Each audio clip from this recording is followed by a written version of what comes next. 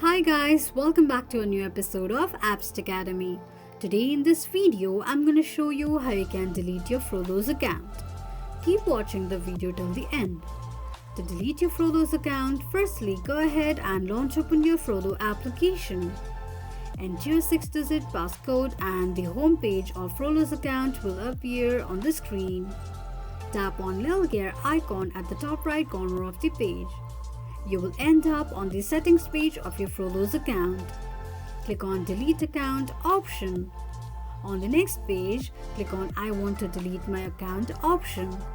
Choose a reason for your deletion of your account and from the pop-up, confirm your deletion of account by tapping on Yes, Delete My Account option. This is how you can delete your Frollo's account quickly and easily just in few steps. If you have any thoughts or queries, let us know in the comments section. Don't forget to subscribe to our channel. Also press the notification bell icon so that YouTube will notify you whenever we post a new video. I hope this video was helpful to you. Thank you so much for watching.